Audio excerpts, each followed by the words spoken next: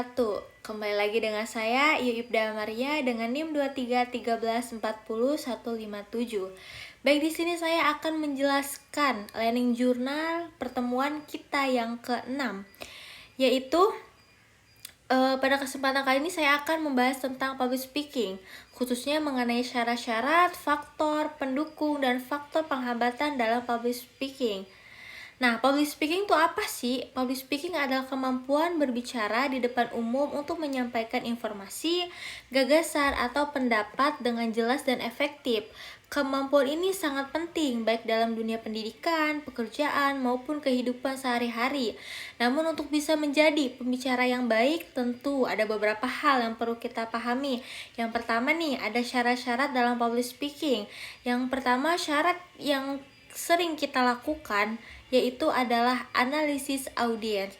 Seorang pembicara tidak bisa menyampaikan materi secara sembarangan.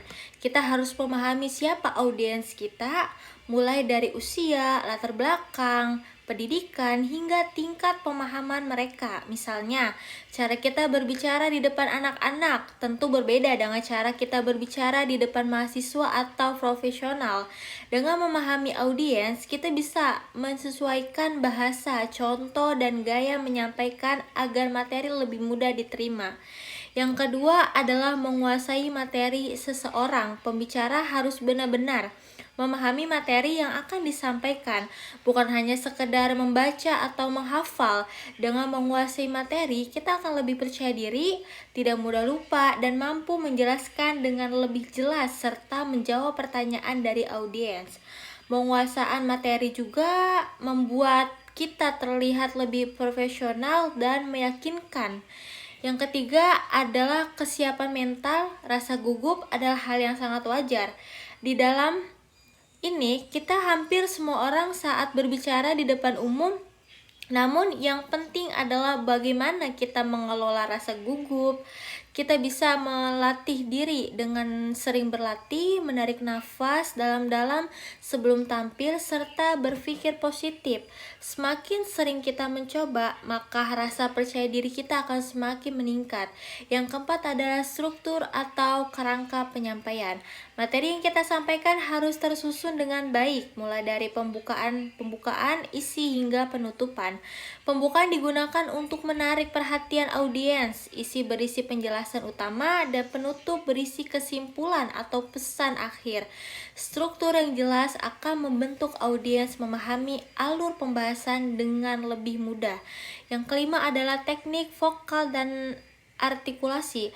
Cara kita berbicara sangat mempengaruhi keberhasilan menyampaikan pesan. Kita harus memperhatikan volume suara, kecepatan berbicara, intonasi, dan kejelasan pengucapan. Dengan berbicara terlalu cepat atau terlalu pelan, gunakan intonasi yang bervariasi agar tidak terdengar monoton dan membuat audiens tetap tertarik. Yang terakhir ada juga persiapan, latihan, dan penguasaan body language. Latihan sangat penting agar kita lebih siap dan percaya diri saat tampil. Selain itu, bahasa tubuh seperti gerakan tangan, ekspresi wajah, dan kontak mata juga sangat berperan dalam memperkuat pesan yang kita sampaikan. Yang baik akan membuat kita terlihat lebih hidup dan menarik. Selanjutnya, faktor pendukung dalam public speaking. Nah, faktor pendukung dalam public speaking ini membentuk kita berhasil saat berbicara di depan umum. Yang pertama adalah kejujuran. Ketika kita berbicara dengan jujur dan tulus, audiens akan lebih percaya terhadap apa yang kita sampaikan. Yang kedua adalah sikap dan kepercayaan diri. Orang yang percaya diri akan terlihat lebih meyakinkan. Kepercayaan diri ini bisa dibangun melalui latihan dan pengalaman yang kita alami. Adalah di sini juga kepedulian terhadap audiens. Ketika kita peduli terhadap audiens, komunikasi akan lebih terasa hidup dan tidak bisa membosankan. Kita bisa melibatkan audiens dengan pertanyaan atau contoh yang relevan dengan kehidupan mereka. Selain itu, latihan dan evaluasi diri juga sangat penting. Dengan latihan, kemampuan kita akan terus meningkat, sehingga dengan evaluasi kita bisa mengetahui kekurangan kita dan memperbaikinya di kesempatan berikutnya. Selanjutnya, faktor penghambatan dalam public speaking. Ada juga di sini faktornya. Yang pertama itu kita bisa melakukan rasa apa, yaitu rasa cemas dan rasa takut. Hal ini bisa menyebabkan kita gugup, gemetar, bahkan lupa materi yang sudah disampaikan. Yang kedua adalah kurang percaya diri. Jika kita tidak percaya diri, maka penyampaian kita akan terlihat ragu-ragu dan kurang meyakinkan. Yang ketiga adalah kurangnya penguasaan materi dan latihan.